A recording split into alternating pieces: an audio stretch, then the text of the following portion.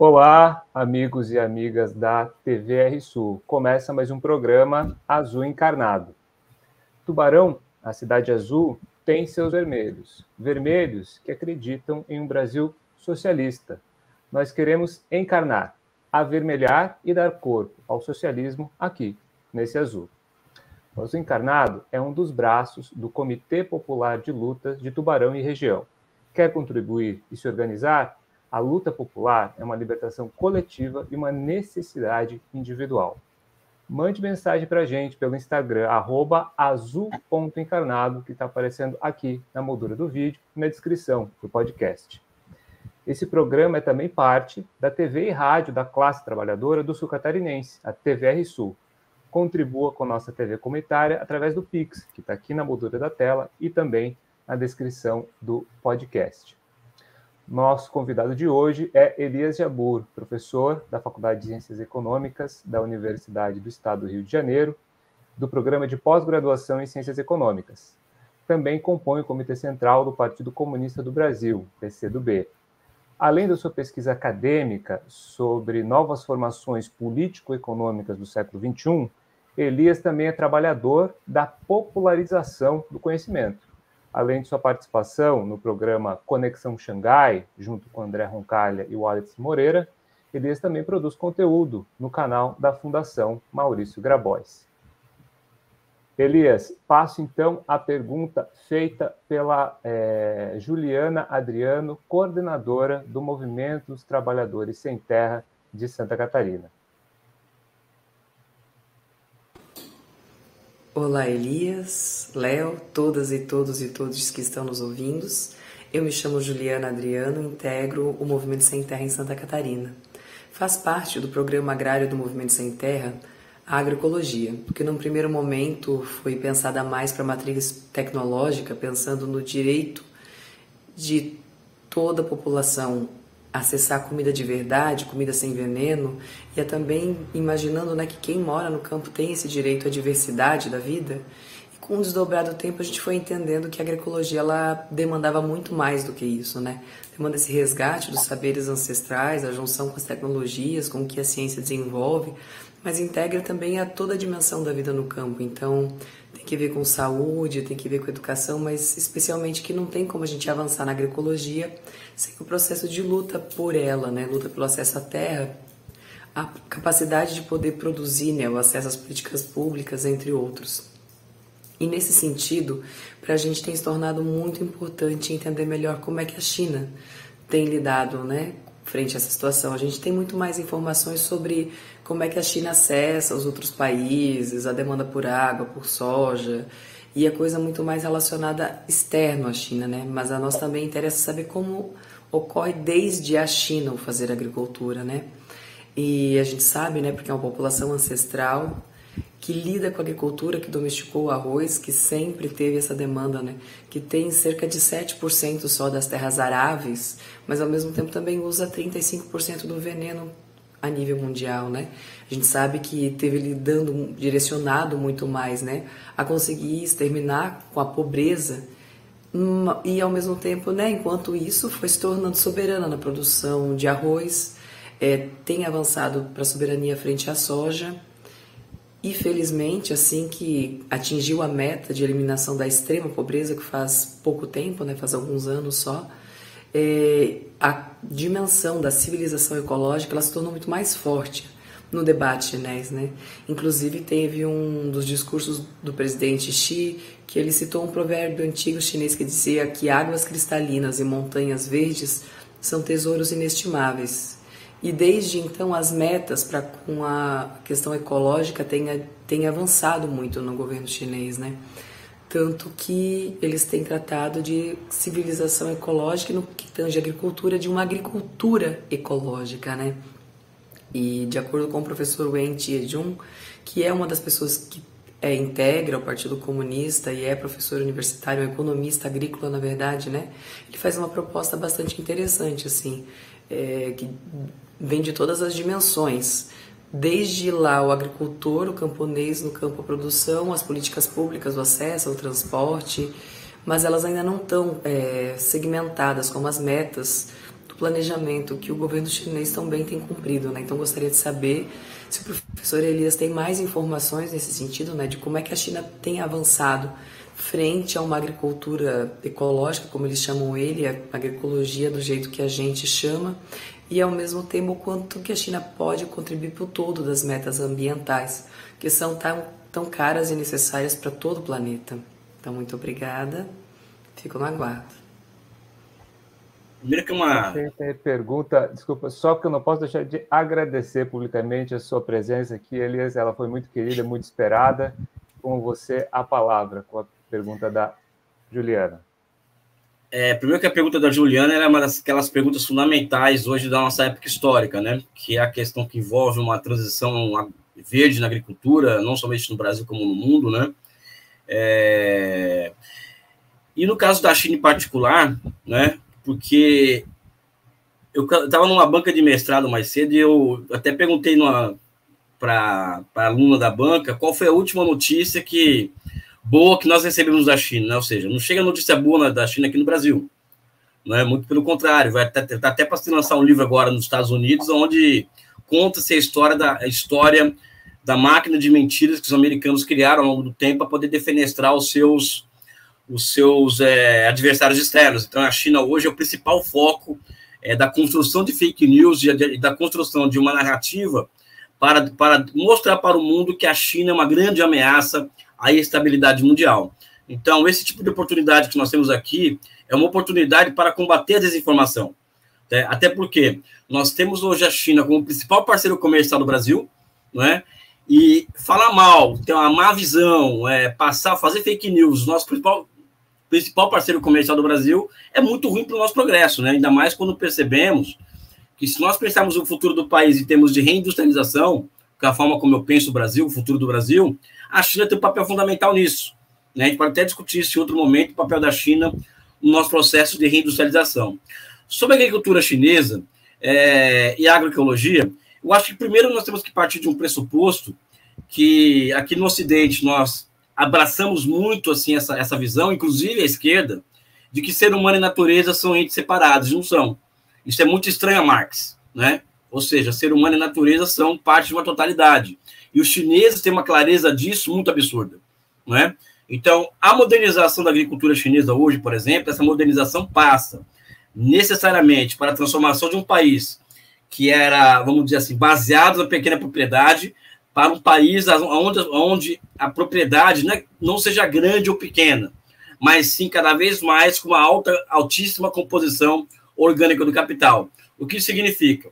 Existe uma crescente tendência na China da transformação da agricultura em algo moderno, cooperativizado e altamente mecanizado. Isso leva o país a ter que planejar, como aconteceu nos últimos 10 anos, a transferência de 13 milhões de trabalhadores, de pessoas do campo para a cidade, aliás, de trabalhadores, porque de pessoas, são 20 milhões de pessoas que saíram da cidade, do campo, e foram para a cidade nos últimos 20 anos, né? Então, a China tem que ter esse trabalho de planejamento, que eu acho, Léo, Jorge, que é o máximo que a inteligência humana pode alcançar hoje, é planejar esse tipo de transição. Nós, aqui no Brasil, sabemos muito bem que essa transição foi caótica. O Brasil, a nossa crise de superpopulação agrária, com a mecanização da agricultura, ela acabou se transformando em uma crise de superpopulação urbana, que nós vivemos hoje há 40 anos no meio dessa crise, a favelização, o exército industrial de reserva, o achatamento de salários, e a China está passando por esse processo de uma forma muito menos traumática do que o Brasil. Então, acho que o primeiro ponto que nós, por exemplo, que estamos interessados em entender o processo de construção de uma agricultura de larga escala na China e uma agricultura que vai ao encontro da chamada civilização ecológica, é compreender como que acontece essa transição entre campo e cidade na China, que eu acho que é aí que se encontra, inclusive, a ponta do iceberg da forma histórica com a qual o socialismo ele se apresenta no mundo de hoje, que é algo que eu tenho trabalhado muito nas minhas pesquisas, que é uma forma histórica que vai se realizando como uma transformação da ciência, basicamente, em instrumento de governo, né? Ou seja, o socialismo hoje ele se apresenta como isso na China, né? Então, na agricultura, por exemplo, essa tendência de altíssimo grau de planificação, um altíssimo grau, por exemplo, de busca por uma soberania alimentar, ao lado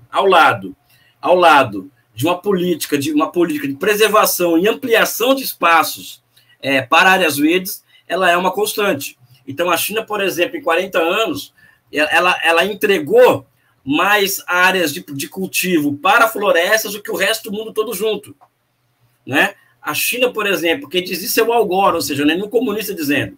A China ela refloresta anualmente 2 vezes mais do que o resto do mundo junto. Isso acontece sem que a produtividade do trabalho na agricultura chinesa ela caia. Por quê? Porque existe ao lado disso um processo de mecanização da agricultura, né? E ao lado disso também, que eu acho que é um ponto do debate que nós pegamos muito pouco no Brasil, que é o monopólio sobre os insumos agrícolas. Ou seja, o Brasil hoje, por exemplo, tem o problema do agronegócio em si, a forma como o agronegócio opera no Brasil. Isso não significa que eu sou contra o triunfo da grande propriedade, muito pelo contrário, eu sou favorável ao triunfo da grande produção, não da grande propriedade, tá? Eu sou contra a forma como isso acontece no Brasil atualmente e quais as forças políticas que capitaneam esse processo. Então, são 2 coisas diferentes. Mas nós, quando focamos nisso, às vezes nós deixamos de focar em algo que é fundamental, que é o quê? Algo que atrapalha diretamente a agricultura brasileira e que afeta os pequenos e médios produtores, que é o monopólio sobre os insumos agrícolas, né? Que hoje está na mão da Monsanto, da Cargill e da Bunge, e que o Brasil teve a sua indústria química voltada para esse tipo de insumo, destruída durante o governo Collor, quando ele acaba com esse setor da Embrapa, né? Os chineses não. Os chineses eles quebraram o oligopólio dos insumos agrícolas e compraram a Syngenta há 3 ou 4 anos atrás, numa operação de 32 bilhões de dólares. Ou seja, a China também vai alcançando um patamar em que ela pode socializar com a sua agroindústria, que é o que eu chamo hoje, né?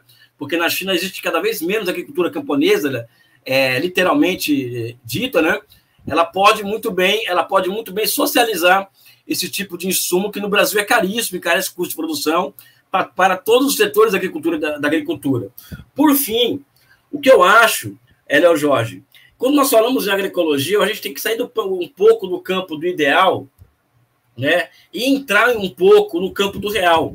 Nós não faremos essa transição verde, essa transição para uma agroecologia, sem pesadíssimos investimentos em ciência, tecnologia e inovação. Porque, por exemplo, o Brasil é obrigado a usar para nós superarmos, vamos dizer assim, a era dos venenos, né? Nós vamos ter que criar uma nova era. E essa nova era não vai sair com a eliminação dos venenos por uma questão de vontade.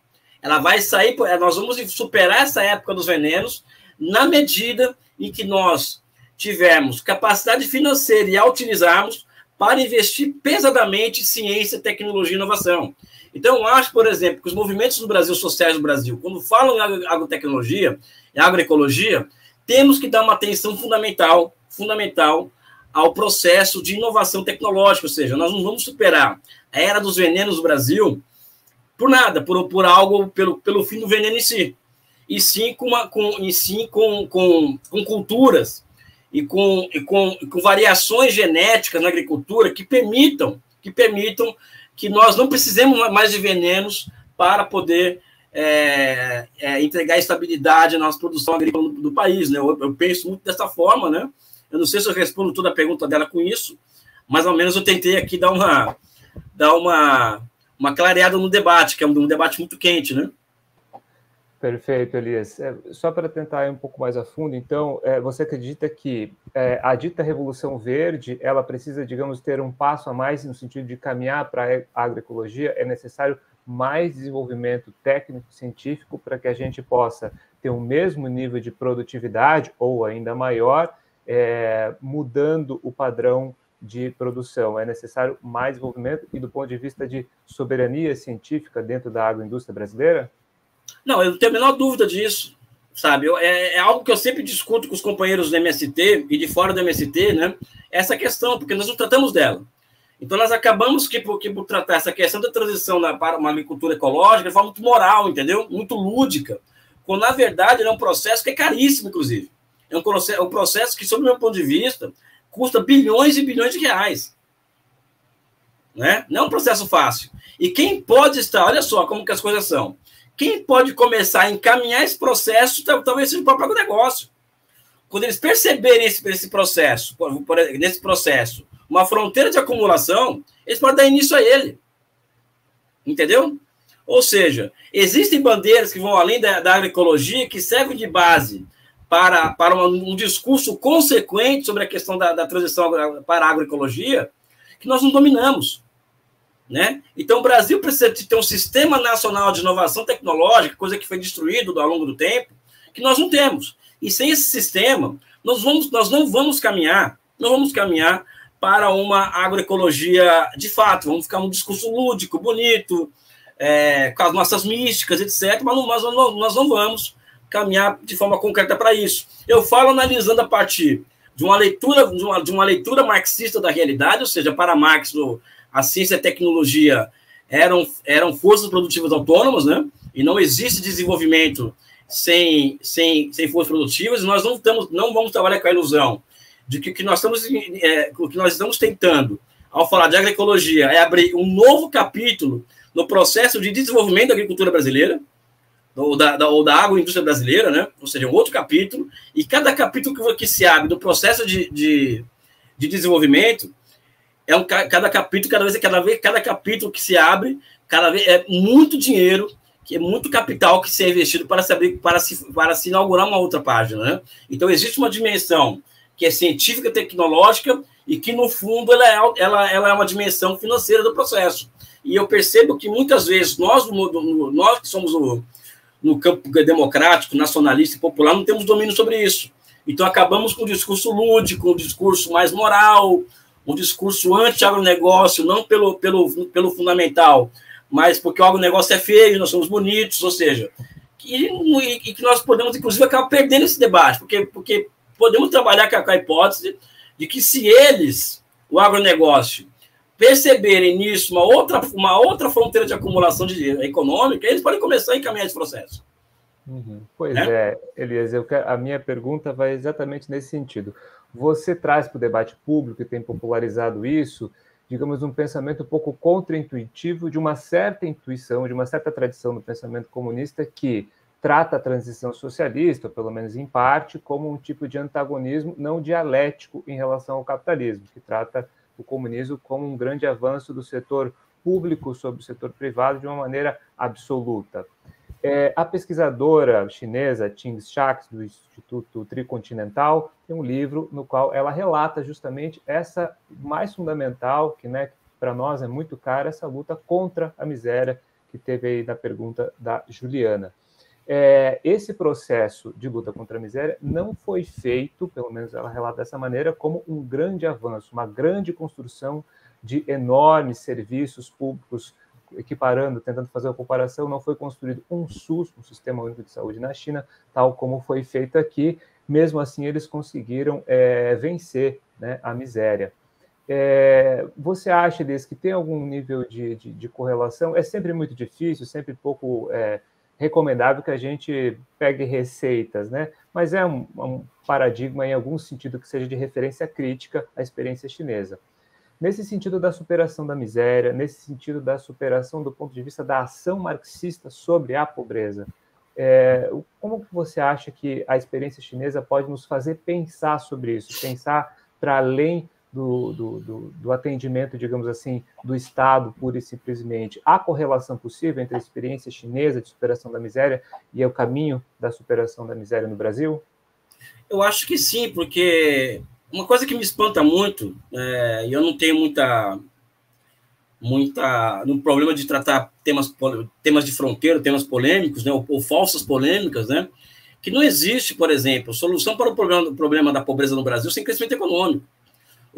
Então na China é indissociável o processo de eliminação da pobreza com o processo em que o país cresce a média de 9% ao ano durante 40 anos. É indissociável. Vou pegar um exemplo aqui para vocês. A China, por exemplo, entre 78 e 84, com as reformas rurais que tem na agricultura, permitindo a comercialização privada do excedente, isso permite com que a China retire 400 milhões de pessoas da linha da pobreza. né? E na medida em que o país vai se desenvolvendo, vai se industrializando, ou seja, vai surgindo empregos de qualidade, ou seja, empregos com salários mais altos, né? E ao lado disso, um setor de serviços industriais e tecnológicos poderoso, que emprega muita gente com altos salários, também vai se criando condições para a superação da pobreza. Só que chega em um momento, aí eu acho que as pessoas têm razão, que é o seguinte: o desenvolvimento por si é fundamental e não pode parar. Só que ele por si só não combate a pobreza, não é capaz de retirar aquela parcela da sociedade que é um lumpen, por exemplo, quase, da pobreza extrema. Então aí é que entra a capacidade criativa nossa de construir marcos institucionais em vários níveis nacional, municipal, sabe, de bairro, etc, etc. Você construir praticamente uma ideologia nacional, como fez a China, de erradicação da pobreza, para evitar isso. Então, a China, por exemplo, o combate à pobreza na China agora recente, eu ouso dizer, estudando essa questão a fundo, como eu já fiz, que eles criaram uma ciência para isso. Né? Ou seja, uma ciência de como combater a pobreza. Porque, por exemplo, a China ela é toda verde até a metade do seu território e depois é montanha e deserto. E eles conseguiram, de forma científica, levar desenvolvimento econômico, tecnológico, inclusão social, a partir da expansão da economia de mercado, né, para as áreas mais inóspitas do país. E para isso, aí é que está a questão da tecnologia. A China recorreu a algo que é fundamental para pensar o futuro da humanidade e do socialismo em particular, que é o que eu chamo de inovações tecnológicas disruptivas. O Big Data, a inteligência artificial, o 5G, o computador quântico. Então, a China, por exemplo, eles conseguiram construir um sistema como o Big Data, que ele foi fundamental para a eliminação da pobreza extrema. Ou seja, Léo Jorge, isso é uma questão, ou seja, essas inovações tecnológicas disruptivas, que elas são absorvidas pelo Estado rapidamente, e o Estado a utiliza, e ao utilizar essas plataformas, ele eleva a sua capacidade de intervenção no território. Não dá para falar isso sem bilhões e bilhões de dólares em investimentos em ciência, tecnologia e inovação. Ou seja, até essas questões que envolvem o combate à pobreza extrema, né, de forma científica, não somente via transferência de renda ou geração de emprego, como ocorreu. A experiência brasileira é exitosa recente dos governos Lula e Dilma, mas não é suficiente. Tanto é que foi o governo Lula e Dilma sair que caiu, voltamos ao mapa da fome rapidamente, né? Mas pois aproveitando a queda, né, a questão política. Na China, a questão política me parece ser evidentemente é menos dramática, não é uma questão, digamos assim, de tantas articulações, apesar de haver uma multiplicidade de pensamento, de ideias dentro do campo popular chinês. A minha questão, e aqui nos toca dentro do Comitê Popular, né, nós que tentamos articular essa aliança entre campo e cidade, que tentamos fazer movimento popular, nos parece ser justamente uma pedra angular, né? Todas essas possibilidades de desenvolvimento de políticas que levem ao desenvolvimento tecnológico, industrial e, portanto, um crescimento econômico que favoreça o fim da miséria, enfim, como você coloca, nos parece estar muito travados, né? Ou, digamos, para alguns pessimistas, impossibilitados se as condições da luta de classe, as condições políticas não forem mudadas. Na China houve a revolução e então houve o caminho para a superação da miséria. A gente vive a coisa um pouco a trancos e barrancos aqui, não temos uma revolução propriamente dita e temos uma condição de miserabilidade que cresceu, né, nos últimos anos.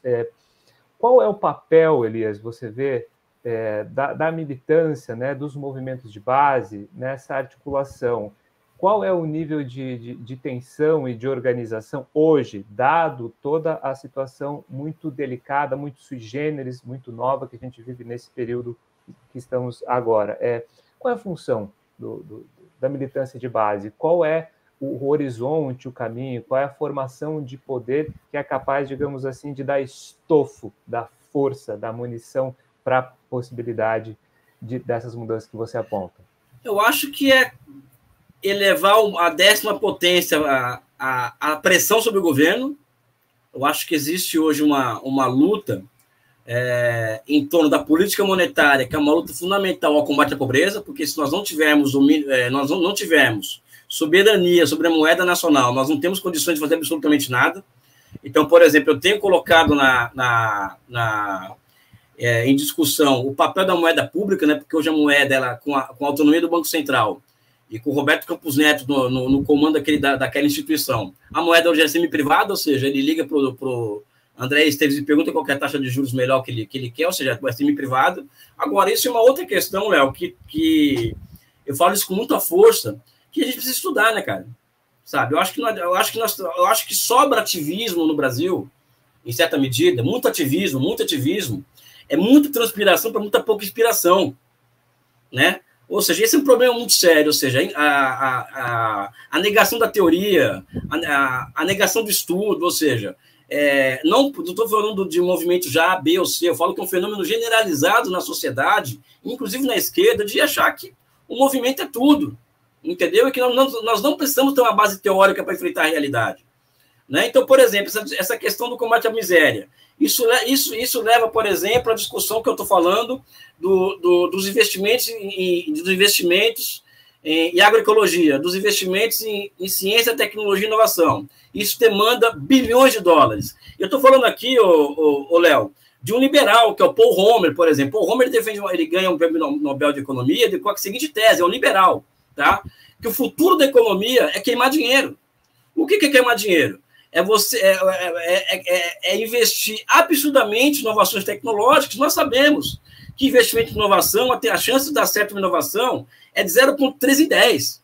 Então, é o setor público que vai fazer isso, não é o privado, que vai colocar o dele na reta. Então, para que nós tenhamos capacidade de intervir no debate, nós temos que ter condições de discutir o que é moeda. Porque senão aparece um economista neoclássico, cheio de fórmulas matemáticas e tal, com aquela coisa bonita que impressiona e acaba ganhando debate. Né? Então, acho que o que falta para nós, assim, isso é um apelo que eu faço, é estudar. E ao mesmo tempo que nós dedicamos para a luta política em si, nós temos que dedicar para o estudo. Sabe? Esse é o grande déficit, por exemplo. Eu digo isso porque também. Já virou meio que desabafo essa conversa, né? Mas, enfim, a vida é desse jeito, né? Um dos problemas que o Brasil enfrenta hoje, sob o ponto de vista particular, é um déficit muito impressionante do pensamento estratégico. Né? Quem que pensa estrategicamente no Brasil hoje? Quem hoje tem condições de sentar numa mesa e falar, olha, o Brasil vai ser assim daqui 10, 20 ou 30 anos? Tem pouca gente. Porque nem se discute isso. Né? Então, é muito imediato, é um movimento pelo movimento, e a esquerda, então, nem se fala, ou seja, porque a direita tem uma estratégia para o país. E qual que é a nossa mesmo? Ou seja, nós vamos pensar em termos de movimento social em si, ou vamos pensar em termos de nação em si? Sabe? Claro. De projeto nacional de desenvolvimento, sabe? Você pega o exemplo aqui do voto no Brasil na ONU, por exemplo. O Brasil cometeu, na minha opinião, um erro na ONU. Por que eu estou dizendo isso? Porque não é uma questão moral de ser a favor ou contra a guerra. Um voto desse tem que levar em consideração os nossos interesses nacionais. Claro. Elias, desculpa te interromper, mas a pergunta do nosso comissário do espírito coletivo, cargo máximo do Comitê Popular de Lutas aqui, versa justamente sobre isso. Só queria fazer uma ponderação, poder passar a pergunta para você poder discorrer sobre isso. Peço desculpas, viu? Não, tranquilo. A gente sempre gosta de bastante profusão de ideias e palavras.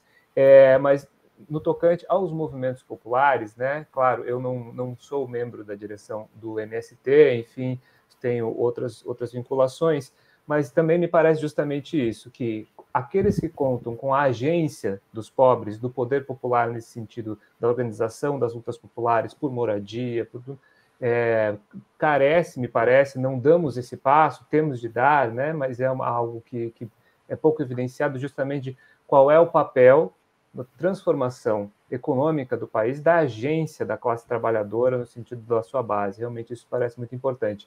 Mas eu queria, então, passar para a pergunta do nosso querido Otávio Tonon, aqui do Comitê Popular de Lutas, nosso comissário do Espírito Coletivo, que vai te fazer uma pergunta justamente sobre a guerra da Ucrânia.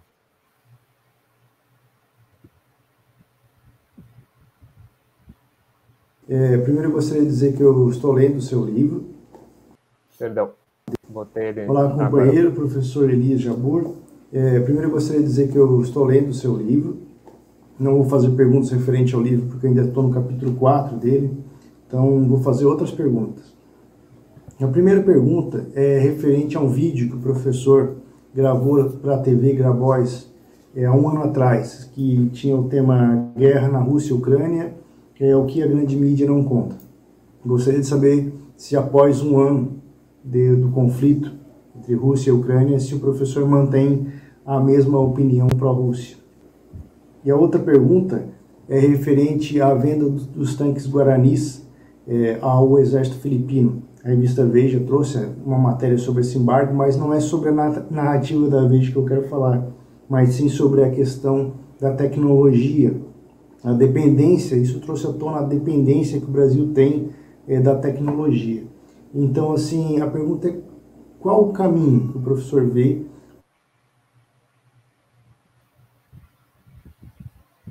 e o BRICS poderia ser algo que poderia ajudar o Brasil a desenvolver essa tecnologia que para nós é fundamental.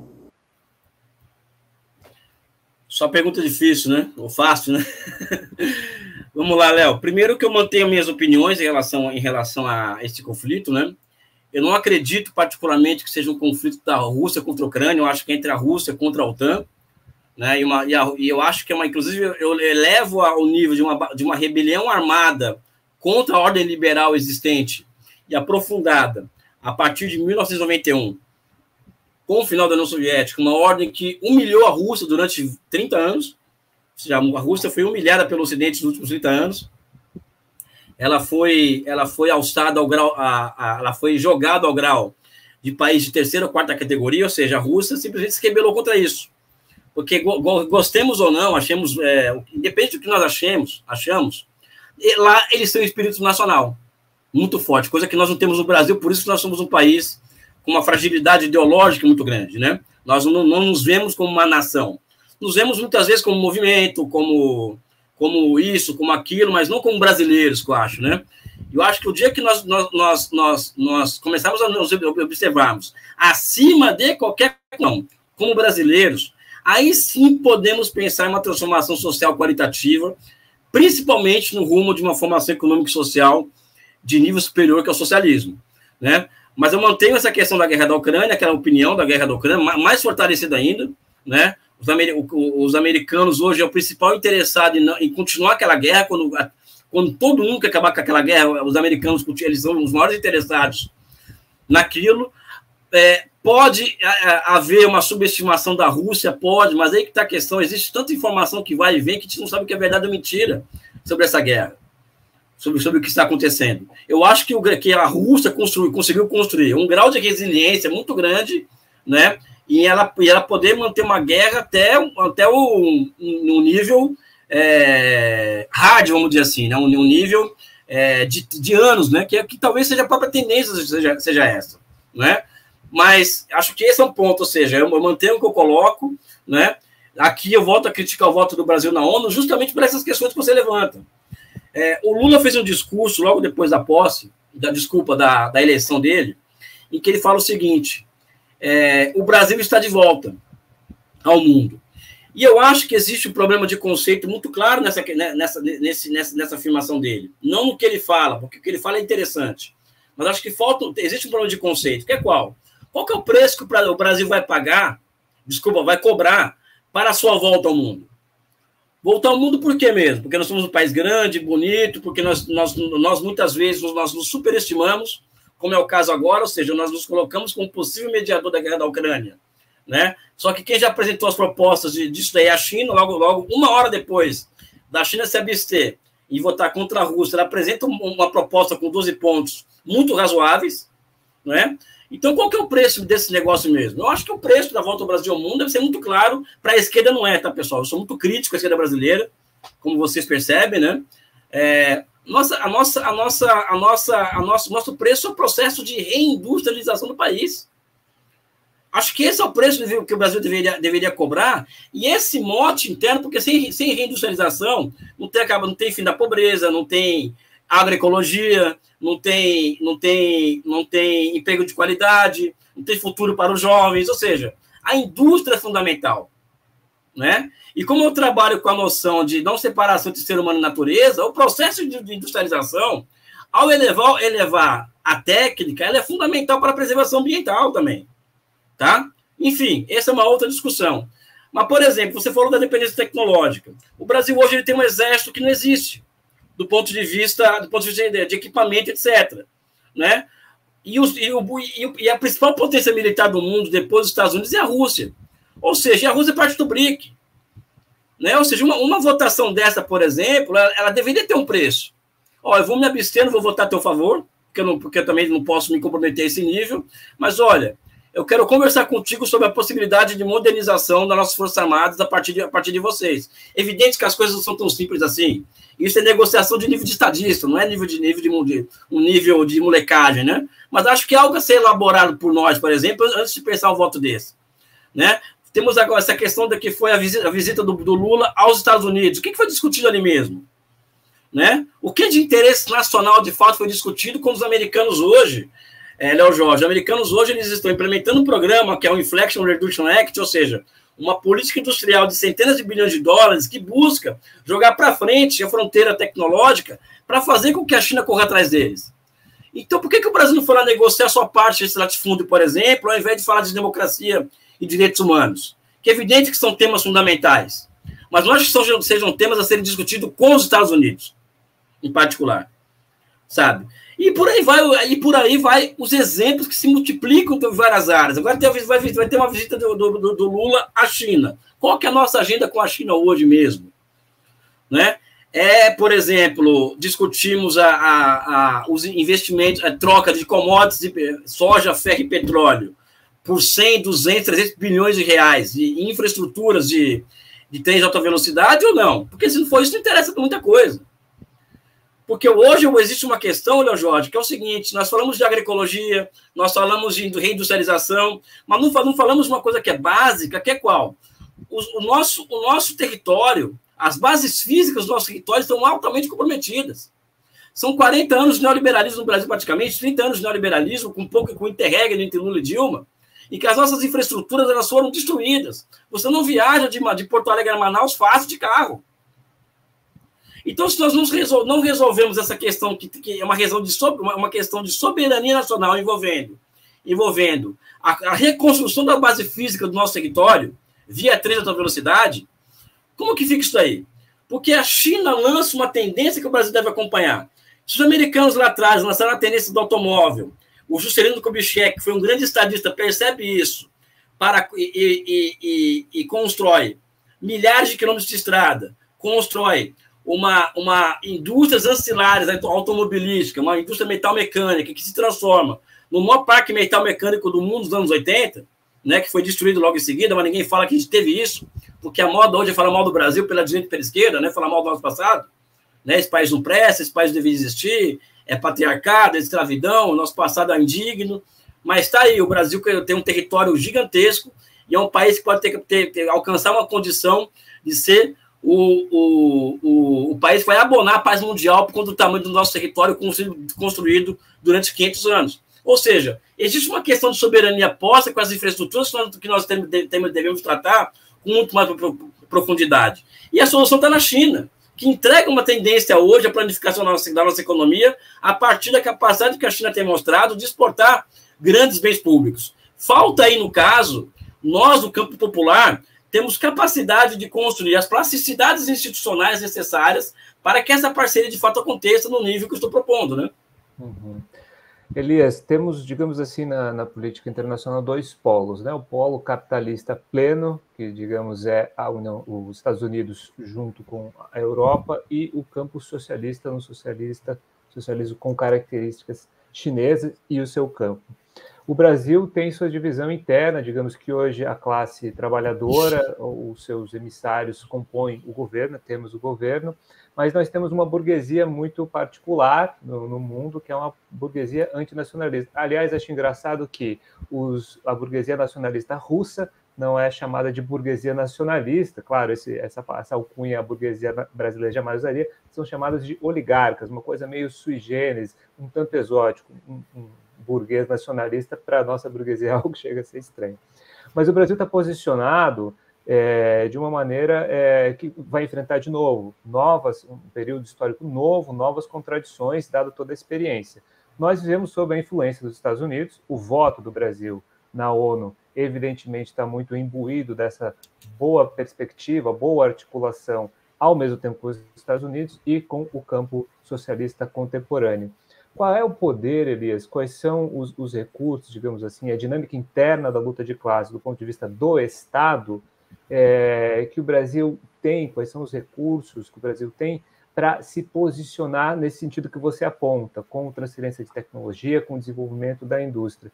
O Brasil tem bala na agulha, digamos assim, para poder pautar, para poder se opor, para poder, enfim, dizer aos Estados Unidos não, que certamente vem com muita voracidade, quanto mais cresce a ameaça da China enquanto grande locomotiva da humanidade? Eu acho que, só uma opinião, Léo, uma discordância fraternal, eu não acho que existe o campo socialista no mundo, sabe? Eu acho que existe uma grande experiência socialista que é a China, e ao lado dela pequenas experiências como a Coreia Popular, o Laos, Vietnã, Cuba, e alguns países da África e da América Latina que estão se transformando em formações econômicas e sociais orientadas ao socialista. Eu acho melhor assim o campo capitalista tradicional, ou seja, ocidental, e o campo da multipolaridade. Eu acho que é melhor, na minha opinião, essa expressão, o campo da multipolaridade. Eu acho que o Brasil tem sim... Não, esse é um debate interessante, enfim... Eu acho que o Brasil tem muitos... Ali, o campo socialista saiu meio não é anacrônico, não. É que, às vezes, eu também penso nesses termos também, porque a minha vontade, às vezes, eu tento pautar, às vezes, a natureza com a minha vontade. Então, não acontece. Eu também sou assim. Não estou aqui com ar professoral, não, porque eu sou igualzinho. Eu também sou campo socialista e tal, né? Mas o que eu acho é o seguinte, o Brasil tem muita bala na agulha, sim, né? De colocar os seus termos para nossas relações com a China, com a Rússia e com os Estados Unidos. Né? Nós não precisamos nos opor aos Estados Unidos, né? Nós não precisamos ter uma relação de intimidade com os chineses ou com a Rússia. Nós temos que ter uma estratégia nacional definida, que é a dificuldade, porque o Brasil hoje ele não tem uma inteligência nacional capaz de elaborar um projeto nacional condizente com as nossas necessidades materiais e condizente com a situação do mundo de hoje, né? Porque hoje o problema do Brasil não é somente a falta de uma burguesia nacional, né? Ou seja, eu nem penso mais nesses termos, porque, para mim, eu acho que quanto mais falarmos em burguesia nacional, a falta de uma burguesia nacional, a burguesia entreguista, menos a culpa, menos a autocrítica, menos capacidade de autocrítica nós vamos ter, de nós não temos construído uma alternativa à falta de uma burguesia nacional, tá? De uma burguesia nacionalista, vamos dizer assim, uma burguesia comprometida com uma visão nacional dos nossos problemas. Pior do que isso é a falta de uma inteligência nacional. Não temos nenhuma coisa nem outra no Brasil hoje. Nem pela direita e nem pela esquerda. A direita, por exemplo, hoje, brasileira, ela é de um grau de viralatismo impressionante. Né? Ou seja, ela não dá nem para falar de elite. Eu sou contra falar elite, Léo. Elite é o Bezerra da Silva, é Dona Ivone Lara, é o Zeca Pagodinho, é o MST, ou seja, isso é elite, entendeu? Sabe? Que nós temos um Brasil rico. Rico que é inculto, que é antipovo, que fala mal inglês, porque tem que falar inglês. Já que quer ser rico, quer ser pró-americano, tem que falar inglês, pelo menos. Né? Ou seja, nós temos ricos no Brasil. Então, o que eu vejo aí? O que eu procuro pensar ao longo dos meus dias, ao longo das minhas conversas com pessoas com as quais meus interlocutores? Nós vamos ter que reinventar um capitalismo brasileiro. Tá? E essa reinvenção do capitalismo brasileiro, olha só, não estou nem falando de socialismo, tá? Porque socialismo ele está, na minha opinião, lá na frente. Ele é uma resposta histórica para problemas historicamente colocados e essa resposta é impossível no Brasil de hoje. O que eu posso te pensar em reconstruir um capitalismo brasileiro que foi destruído durante 40 anos de desindustrialização e que foi marcado para morrer pela Operação Lava Jato. E como reconstruir esse capitalismo brasileiro? Primeiro, eu acho que a aliança estratégica com a China na questão das infraestruturas é fundamental. Isso deveria ser o senso comum em Brasília, e não é. No Itamaraty, né, não é. E a outra, que eu acho, aí que está a questão da necessidade, nós temos criativos do ponto de vista intelectual, nós pensarmos no quê? Em grandes conglomerados públicos e privados, ou seja, o Estado brasileiro reconstruir essas empresas que foram destruídas pela Operação Lava Jato e formar grandes conglomerados público-privados com a finalidade de reconstrução das infraestruturas estranguladas nas cidades. Ou seja, existe um problema urbano que é terrível no Brasil hoje. Né? Ou seja, Elias, você está sonhando todo. Não é que eu estou sonhando, eu estou buscando alternativa para poder enfrentar essa questão nacional hoje. Então, na falta de uma burguesia nacional consequente, ou que entre um Estado que pense estrategicamente o país e que, a partir da sua ação, seja capaz de reconstruir um capitalismo brasileiro. Né? Então, o capitalismo, nesse caso, como modo de produção, não como esquema moral, é isso. O capitalismo hoje industrial brasileiro seria revolucionário no Brasil hoje, Léo. Nós temos um capitalismo industrial, seria revolucionário. Porque nós voltamos hoje, por exemplo, eu comento isso muito com a presidenta Dilma, né, sobre as razões do golpe, né, e eu conseguia convencer também disso, ou seja, eu falei, presidente, o que aconteceu com a senhora foi o seguinte, chegou-se um ponto no Brasil em que os salários aumentaram muito, desemprego muito baixo, e a taxa de lucro dos empresários caíram, ou seja, então a senhora foi retirada em prol do quê? Em prol da... Interesses inconfessáveis. Não é nem interesses inconfessáveis, o termo correto, você colocar uma outra dinâmica de acumulação no Brasil baseada no trabalho precarizado. Tanto é que nesse caso, o capital industrial ele sai do bloco de poder no Brasil, com a Operação Lava Jato, que entra no lugar o capitalismo comercial, que é o velho da Ravan. E, historicamente, esse capitalismo comercial foi derrotado com a Revolução de 30. Ou seja, olha o grau de atraso que o Brasil teve do ponto de vista histórico. Ou seja, surge um bloco de poder no Brasil baseado nisso que eu estou dizendo, ou seja, na mudança de dinâmica de acumulação, tá? Trabalho precarizado e completa criminalização da política fiscal, né? Via teto de gasto e também com autonomia operacional do Banco Central, só que autonomia a gente sabe que não tem nenhuma, né? Então, os desafios nossos, para encerrar essa conversa, essa minha explanação, ela demanda muita capacidade de pensar grande, ao mesmo tempo, muita capacidade de pensar estrategicamente. É fundamental nós construirmos uma inteligência nacional brasileira que é capaz de pensar o Brasil muito além do horizonte. Isso faz muita falta para um país do nosso tamanho, né? Claro, pensar a superação do capitalismo como uma operação do próprio capitalismo para superá-lo. Elias, indo agora mais nacionalmente, nos debates nacionais, justamente nesses temas que você polemiza, aqui em Santa Catarina circula muito uma crítica muito pregnante, a crítica da auditoria cidadã da dívida.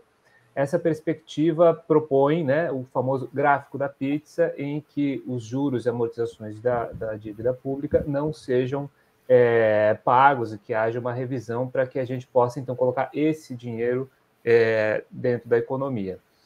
A auditoria da dívida começa lá na dívida externa, né, sobre a auditoria da dívida externa, e ela evolui à medida que o governo Lula salda essa dívida externa e transforma ela em dívida pública e em moeda soberana.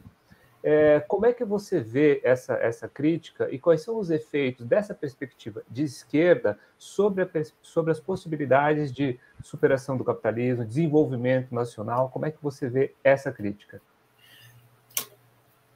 Olha, a grande questão aqui, você fazer uma auditoria da dívida interna, você vai criar um movimento político interessante para que não vai resolver grandes coisas. Porque o pano de fundo, veja bem, o pano de fundo de você criticar a dívida interna, ou a forma como ela é feita, ou como diz a professora Fatorelli, o sistema de dívida pública, que é dessa forma que ela trabalha, é você cair no mesmo argumento dos neoliberais de que o dinheiro acaba. Entendeu? Esse é o problema de fundo. Não tem dinheiro para educação porque vai tudo para os cientistas. Isso não é verdade. Isso não é verdade. Entendeu? Ou seja, nós caímos numa armadilha, que é uma armadilha dos neoliberais, de que o dinheiro vai acabar. Entendeu? Vai acabar. E não é verdade, o dinheiro se cria, a moeda se cria, o dinheiro não acaba.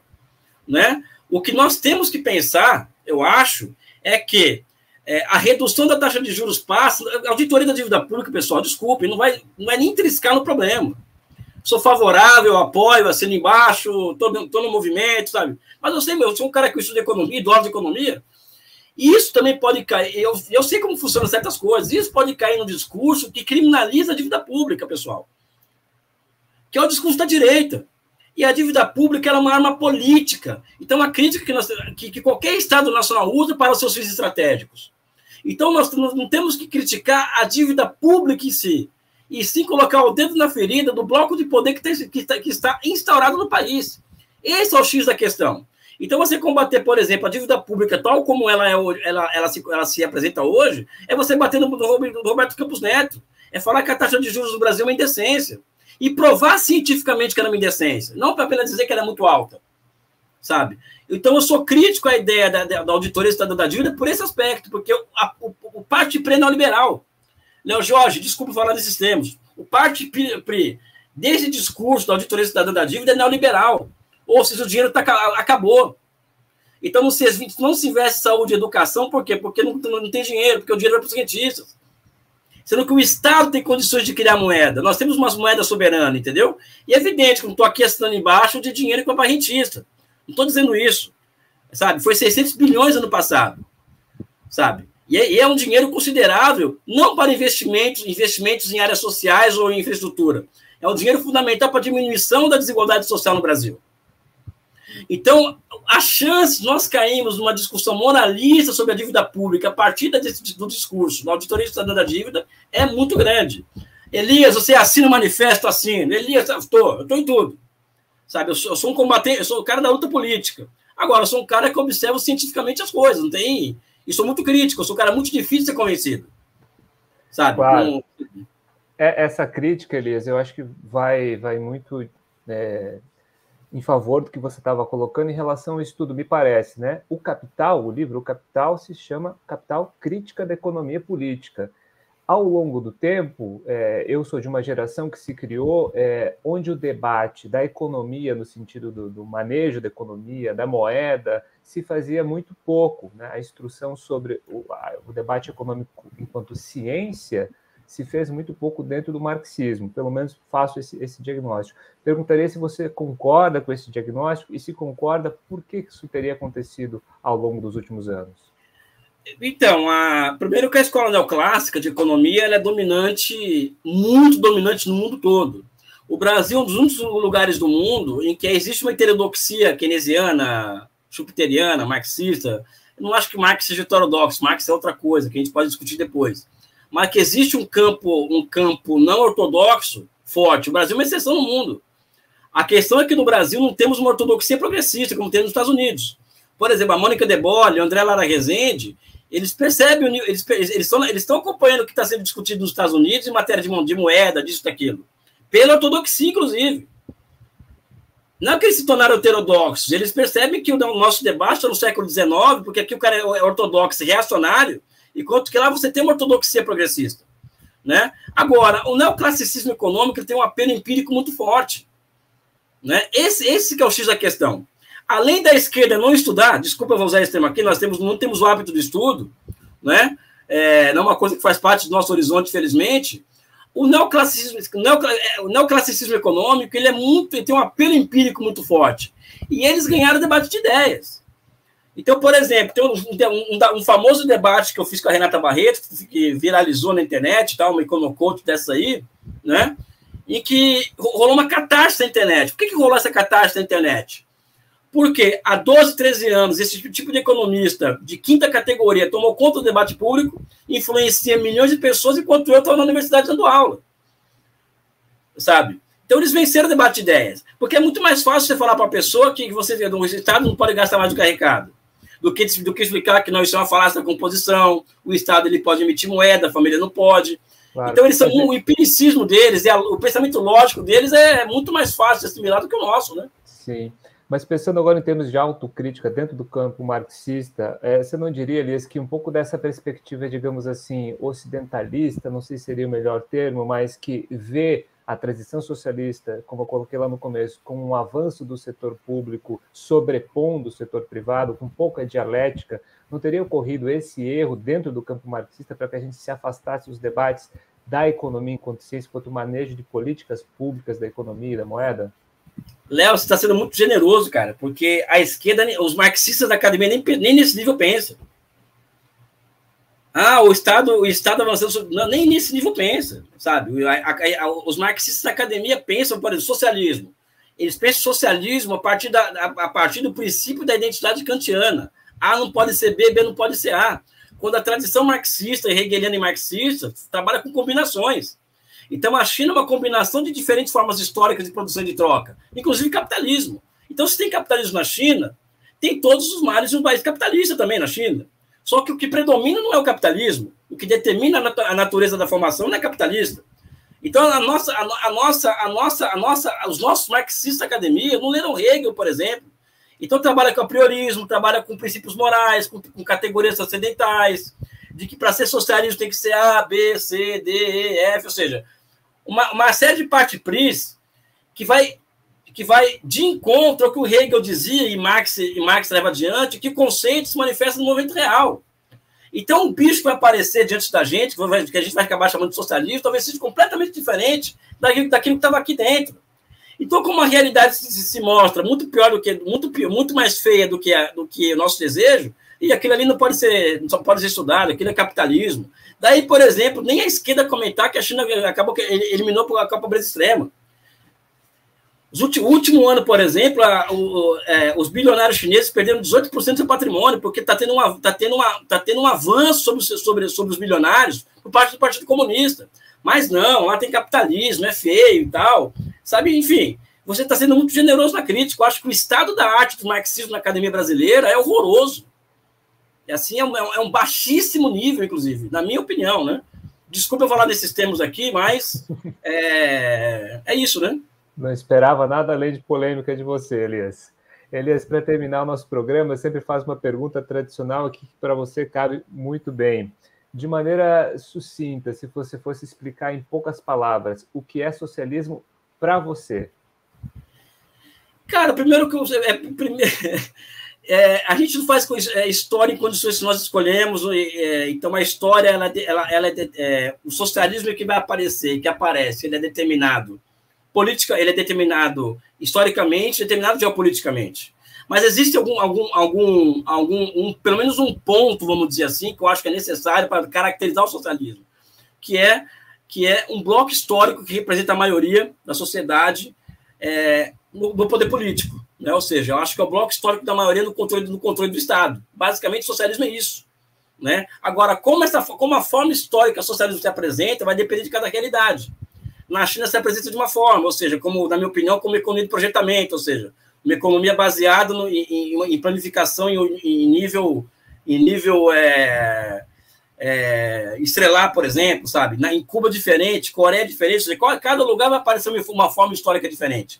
Então, por isso que cabe a nós uma flexibilidade intelectual muito grande para entender que a realidade, o socialismo vai se realizar a depender das condições históricas e geopolíticas que condicionam aquela realidade, né? O socialismo ele não tem a liberdade de se desenvolver por si mesmo, né? Ele é condicionado historicamente ao seu desenvolvimento. Não se faz o que quer, né? Faz o que a história permite, né? Perfeito. Elias, muitíssimo obrigado pela tua presença, tuas palavras, tuas ideias. Estamos encerrando mais um programa Azul Encarnado. Se você puder colaborar, né? A TV Sul, como diz nosso camarada Breno Altman, não é uma igreja evangélica, mas o seu dízimo é muito bem-vindo para que a gente possa cada vez mais qualificar e ampliar a produção de popularização da teoria e da política da luta de classes. Elias, muitíssimo obrigado, meu caro, e estamos aí sempre dispostos e disponíveis a ouvir tuas ideias. Eu que agradeço a chance de falar com vocês, né? Eu eu busco muito essa questão de levar adiante informação, até porque eu tomei a decisão de me transformar em intelectual público, evidente que eu cumpro minhas obrigações de academia, de publicar paper acadêmica, essa coisa toda, pesquisa, né? Até para poder servir até para legitimar minhas opiniões públicas, né? Então, vocês me ajudaram muito a levar adiante um pouco do que eu penso, né? Pode a maioria não concordar, mas em certa medida, ela é parte do todo que envolve uma construção, um esforço intelectual que não é pequeno da minha parte e do meu grupo de pesquisa também. Obrigado. Muito obrigado.